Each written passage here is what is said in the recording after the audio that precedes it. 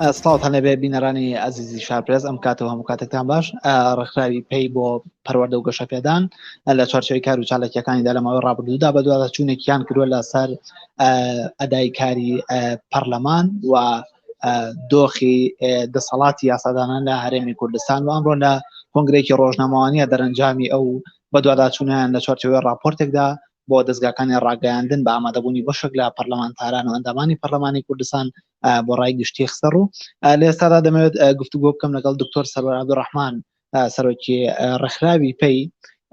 لەسەر ناوەڕۆکی ئەو راپۆرتەوە بە دوواداچوونەکان. دکتۆر سڵاوت لەبێ ئەم کاتت باش. ئێوە وەکو ڕێکخراوی پێی بە دوواداچوونەکتان کردووە لەسەر ئەدای کاری پەرلەمان و دۆخی دەسەڵاتی یاسادانان لە هەرێمی کوردستان. لە سۆنگەی چیەوە ئێوە ئەم بە دوواداچوونەتان کردووە؟ زۆر سپاس بۆ شارپرێس. ئێمە وەکو ئەنستیتۆتی پێی بۆ پەروەردە و گەشەپێدان ئەمە یەکەم بە دوواداچوونمان نییە. ئێمە ماوەی 8 ساڵە کار لەسەر ئەم پرۆژەیە دەکەین و ئەمە یەکەم راپۆرتمان نیە، بەڵکو 18مین راپۆرتمانە. 18 راپۆرت بڵاو کراوەتەوە لەسەر پەرلەمان، 13 لەسەر خولی چوارەم خولی ڕابردوو و ئەمەش 5ەم راپۆرتە،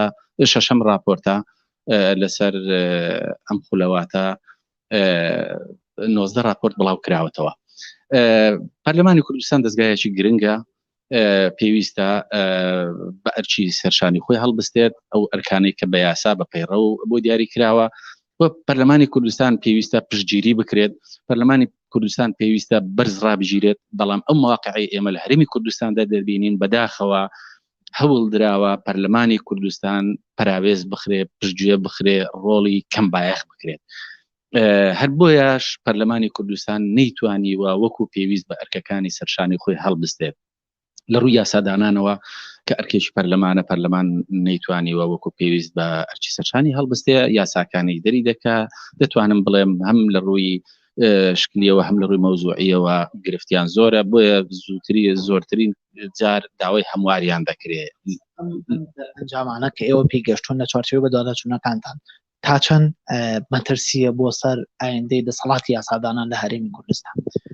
زۆرە مەترسیەکانی زۆرە، چونکو پەرلەمانی کوردستان بۆ خۆی ئێستا لە ژێر پرسیاردایە. پەرلەمانی کوردستان کە لە 111 ئەندام پێکاتوە،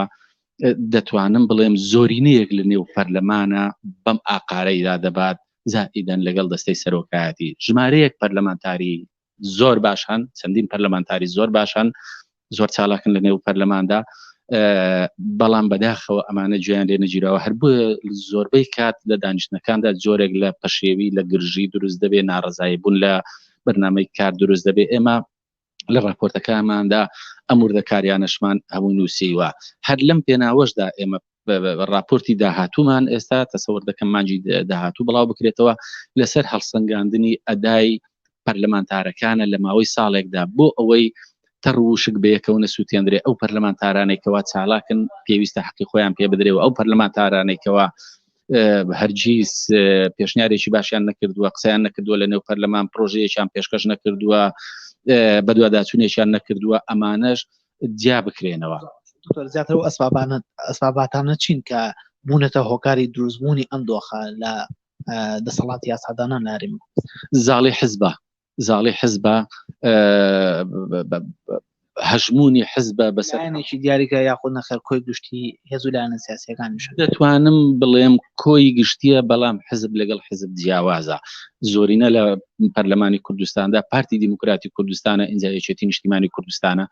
ئەم دوانە بە تایبەتی کە دەستەی سەرۆکایەتیشیان بەدەستەوەیە، بە تایبەت پارتی ئینجایەتی، هەردووشیان ڕۆڵێکی زۆر خراپیان جێڕاوە لەوەی کەوا پەرلەمانی کوردستان بەم ئاقارەدا بڕوە. هەژمونی حکوومەت بەسەر پەرلەماندا کە لە دنیادا شتیوانیت دەبێت پەرلەمان چاودێری حکوومەت بکە، حکوومەت لە ژێر سایەی پەرلەماندا بێ، بەڵام لێرەدا بە پێچەوانەوەیە تەنانەت بەشێک لە بەرنامەکانی کاری پەرلەمان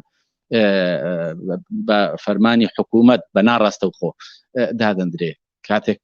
هەژمونی حکوومەت دەکەوێتە سەر پەرلەمان، چۆن پەرلەمان دەتوانێت بە ئەرچی چاودێری خۆی هەڵبستێت لە حکوومەت بپێچێتەوە؟ چۆن دەتوانێت متمانە لە وەزیرێک بسێنێتەوە؟ ئێوەتانێ ئەم پەیامەتان بەکوێ بگاوە؟ دەرەنجامی ئەم راپۆرتە دەتانێت لە دووتێی راپۆرتەکان داخود ئەو پەرتووکەدا بمێنێتەوە، یاخود نەخێر ئەم پەیامانە خۆ ئەم دەرەنجامانە بگەنن بە شوێنی تر؟ مەبەستی ئێمە وەکو ڕێکخراوێکی کۆمەڵی مەدەنی دروستکردنی فشارە بە ئاگادارکردنەوەی ڕای گشتیە بۆیە راپۆرتەکانمان بە هەر سێ زمانی کوردی و عەرەبی و ئینگلیزی لە یەک کاتدا ئێمە لە میدیاکاندا بڵاوی دەکەینەوە بۆ ئەوەی دانیشتوانی کوردستان بزانن بە شێوەیەکی فەرمیش بۆ پەرلەمان و سەرجەم پەرلەمانتارانی دەنێرین بۆ سەرجەم حزبە سیاسیەکانی دەنێرین بۆ ڕێکخراوە نێودەوڵەتیەکانی دەنێرین بۆ قونسڵخانەکانی دەنێرین بۆ ئەوەی دۆستەکانیشمان زلهێزەکانیش لە ڕەوشی پەرلەمانی کوردستان ئاگادار بکەینەوە کە ئەم پەرلەمانە پەرلەمانێکە ناجۆرە پەرلەمانێکە حزبە سیاسیەکان دەست و پێیان بەستووە لێ ناگەڕێن ئیش و کارەکانی خۆی وەکو پێویست بەپەی پەیڕەو بەپێی یاسا بڕێوە ببات لەو پێناوەدایە ئێمە هەم لەلایەک فشاری جەماوەری هەم لەلایەکی تر ئاگادارکردنەوەی حزبە سیاسیەکان پەرلەمانتارەکان لەگەڵ ئەوەشدا بۆ دروستکردنی فشاری دەرەکی بەڕاستی ئێمە بۆ هەموو ئەم کەم و کوڕیانەی پەرلەمانی کوردستان و دەستەی سەرۆکایەتەکەی کە هەیەی بەڵێ بە زمانی ئینگلیزیش بۆ سەرجەم قوسڵخانەکانمان داوا دەیدەین. سپاس بۆ بەڕێستە. بەڵام بەڕێزان ئەوەی کە گوێبیستی بوون وتەکانی دکتۆر سەروەر عەبدوڕەحمان بوو سەرۆکی ڕێکخراوی پەی کە ئەو ئاماژە بۆ دەدات کە لە چوارچێوەی ئەم دادەچوونەیاندا ئەو دەرەنجامانەی کە دەستیان کەوتە جگەلەوەی کە بۆ ڕایگەشتیان خستۆتە ڕوو ئەم پەیامە دەگەیان بە قونسڵخانە و ئەو لایەنانەی کە چاودێرن لە هەرێمی کوردستان. دیارە ئەمڕۆ بەشێک لە پەرلەمانتارانش لە پەرلەمانی کوردستان لێرە ئامادە بوون دەمەوێت ڕای یەکێک لە ئەندامانی پەرلەمانی کوردستان کە ئەویش خاتوو ئاشنا عەبدوڵایە لە پەرلەمانی کوردستان لە فراکسیۆنی گۆڕان وەربگرم. ئاشنا خان سڵاوت دەبێ ئەمڕۆ بەڕێستان لێرە ئامادە بوون کە ئەم ڕێکخراوە راپۆرتێکی ئامادە کرده بوو و دەرەنجامەکانی خستە ڕوو. ئێوەکو پەرلەمانتاران تاچەند شایەتی دەدەن لەسەر ئەم حەقیقەتانەی کە ئەم ڕێکخراوە خستوێتی ڕوو؟ بەڵێ دەستان خۆش بێ سپاسدانەکەم دەستخۆشی بۆ ئەنستیتوتی پێی و دکتۆر سەروەر بەڕاستی راپۆرتێکی ورد و دقیق و بە دوواداچوونی ورد کراوە هەتاکو ئەم راپۆرتە ئامادە کراوە. ئەوەی کە لەم راپۆرتەدا هاتووە من وەکو ئەندامێکی پەرلەمانی کوردستان دەتوانم قسە بکەم هەمووی داتای ڕاست و دقیقن بەڵێ ئۆپێشێلکارانێک کە لە پەرلەمانی کوردستان کراوە چ لەلایەن دەستی سەرۆکایەتی پەرلەمانی کوردستانەوە چ لەو ڕۆڵی کە بە پەرلەمانی کوردستان نەدراوە کە ئەرکەسەرەکیەکانی خۆی جێبەجێ بکات لە چاودێری و یاسادانان و هەروەها بەدواداچوون بەداخەوە ڕۆڵی پەرلەمانی کوردستان زۆر لاوازکراوە حیزب هەیمون و هینی هەیە دەسەڵاتی هەیە بەسەر ئەم مؤسسەیە بە تەواوەتی شەلل کراوە و نەهێڵن بە ڕۆڵە ئەساسیەکانی خۆی هەڵبستێ ئەمە جێنیگەرانی بەشێکی زۆری لە ئەندامانی پەرلەمانی کوردستانە. پەرلەمانتاران بۆ پێیکە بەڕێزت خۆدا ئەندامی پەرلەمانی کوردستانی پێ وایە ئەندامانی پەرلەمان بەتایبەتی ئەو ئەندامانەی کە ئەندامی حیزبن تا چەند دەستکراون پێ وایە سەفەقات و ڕێکەوتنی حیزبەکان لە دەروی پەرلەمان تا چەند هۆکارە بۆ ئەوەی کە پەرلەمانتار دەستکراوە نەبێت و بتوانێت وەکو پێویست داخۆکی لە مافیا وڵاتیان بکات؟ خۆی ئەمە پەیوەندی هەیە بە دید و بیر و بۆچوونی ئەو پەرلەمانتارەوە پەرلەمانتار کە هاتە ناو بینای پەرلەمانەوە بوو بە پەرلەمانتار و دەنگی خەڵکی هێنا بەڕاستی ئەبێ ئەوە لە مێشکی دەربکا بە تەنها ئەو نوێنەری حیزبێکی دیاری کراوە. من کە ئێستا لە پەرلەمانی کوردستانم ئەندامی لیژنەی پەروەردە و خوێندنی باڵام لەو لیژنەیە ئەبێت جوابی دەنگدەرێکی پارتی دەنگدەرێکی یەکێتیش بمەوە چونکە من نوێنەری ئەویشم لە هەمان کاتە ڕاستە من دەنگدەرەکانم لە بزوتنەوەی گۆڕان بوون بەڵام هاوڵاتی لەو شوێنەیە لەو جێگەیە ئەندامێکی من نوێنەری هاوڵاتیانی هەرێمی کوردستانم بە بێجیاوازی بۆی ئەندامی پەرلەمانی کوردستان بەڕاستی بێ ئەم فکرەیە ئەم دیدە زاڵ بێ بەسەریا و خۆی پیشان نەیە کە بەتەنها نوێنەری حیزبێک یان هێزێکی دیاری کراوە کە تۆ بەم شێوەی بیرت کردەوە و کاتە دەستکراوەتر ئەبی و ئەتوانی ئەوەنە کۆنتترۆل نەبی بە بڕیار و قەراراتەکانی حیزب کە پێتەڵێ لە حاڵەتێکی شاکە پەرلەمانتار بە دڵنیاییەوە دەنگێک حیزبێکی دیاری کراوی هێناوە بەو دەنگە ڕۆژتۆ بە دڵنیاییەوە تۆ ئیلتیزاماتی حیزبیت هەیە کۆمەڵێک شت هەیە بەڵام هەندێک بابەت هەیە دەسەڵاتەکان جیاوازە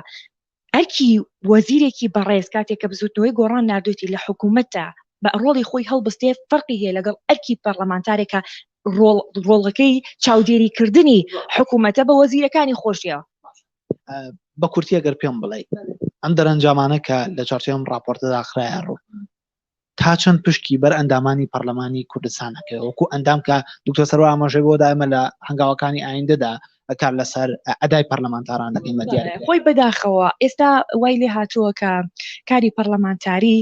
بەتەنها بووە بە کۆمەڵێک چالاکی و کۆمەڵێک دەرکەوتن کە بەڕاستی زۆر ئاسانە پەرلەمانتارێک لەگەڵ ڕێزمە ڕووی دەمەم لە هەمویان نییە هیچ بە دوواداچوونێکی نییە هیچ با بڵین راپۆرتێکی ورد و دقیقی نییە لەسەر کەیسێک بەڵام کە جلسەی پەرلەمانە بێ بە ناوی نقطەی نیزامیەوە کە نقطەی نیزامی و خاڵی پەیڕەویش نییە و بەوازحی لە پێڕەوی ناوخۆی پەرلەمانی کوردستانە دیاری کراوە خاڵی پەیڕەوی چییە ئەم بەڕێزە دێت چەند دقەیە قسە کات و گرژی دروستە بێت و ئەوە ڕاستە ئەمە من ئەیگەڕمەوە بۆ دەستەی سەرۆکاتی پەرلەمانی کوردستان کە نەیانتوانیوە کۆنتترۆلی خاڵە پەیڕەویەکان بکەن لە ناو پەرلەمانی کوردستانە بەشێکی زۆر لاندامان بە ناوی خاڵی پەیڕەوی وەری دەگرن بەڵام خاڵی پەیڕەویش نییە دەستەی سەرۆکاتی پەرلەمان نەیتوانیوە ئەمە کۆنتترۆل بکە ویستمەوە بڵێم کە کاری پەرلەمانتاری بەڕاستی ئەوە نییە تۆ بەتەنها هەر قسە بکەی کاری پەرلەمانتاری بە دوواداچوونە ئامادەکردنی راپۆرتە ناردنی پرسیارە بە شێوەیەکی ڕسمی بۆ حکوومەت و بۆ وەزارەتە پەیوەندیدارەکانی کە بە لیژنەکەتەوەی هەر لیژنێکی هەر وەزارەتێکی ترەوە هەیە بەڵام بەداخەوە پەرلەمانتار تەمان ناڵێم ڕووی دەمم لە هەمویان نییە پەرلەمانتاری زۆر باش هەیە و کەسی زۆر چالاک و زۆر ئەکتیف هەیە بەڵام بەداخەوە لە مقابلیشا کۆمەڵێک پەرلەمانتار هەیە ناتوانیوە بە ڕۆڵە ئەساسێکی خۆیان هەڵبستن زۆر سپاس دەکەم دەستان خۆش وڵا بەڕزانەوەی کە گوێویستی بوون وزارێکتر وتەی یەکێک لە ئەندامانی پەرلەمانی کوردستانە کە ئەویش باز لەوە دەکات بەشێکی ئەم هۆکارانەوە بەشێکی ئەم دەرەنجامانەکە لە چارچۆوی راپۆرتەکەی ئینستیتوتی پێی خراوەتە ڕوو بەشێکی ئۆباڵەکە ئەگەڕێتەوە بۆ ئەستۆی ئەندامانی پەرلەمانی کوردستان کە نەیانتوانیەوە بە دوواداچوونی وردکەن و پابەند بوون بە ئەو فەرمانانەی حیزب و ئەو ڕێکەوتن و سەفەقاتانێک کە حزب لە دەروی پەرلەمان کردویان ئەمەش کاریگەری خۆی هەبووە لەسەر ئەدای پەرلەمانتاران و کۆی گشتی سیستەمی خود دەسەڵاتی یاسادانان کە لە چارچۆوی پەرلەمانی کوردستانە خۆی دەبینێتەوە بازەوە دەکرێت کە ئەم دەسەڵاتە لە ئێستادا بەهۆی ململانەی حیزبیەوە و بەهۆی هەژمونی حیزبیەوە دەسەڵاتی یاسادانان لە هەرێمی کوردستاندا بە جۆرەك لە جۆرەکان تووشی شەلل بووە کە ئەمەش کاریگەری خراپ لەسەر دەسەڵاتی یاسادانان لە هەرێمی کوردستان دادەنێت.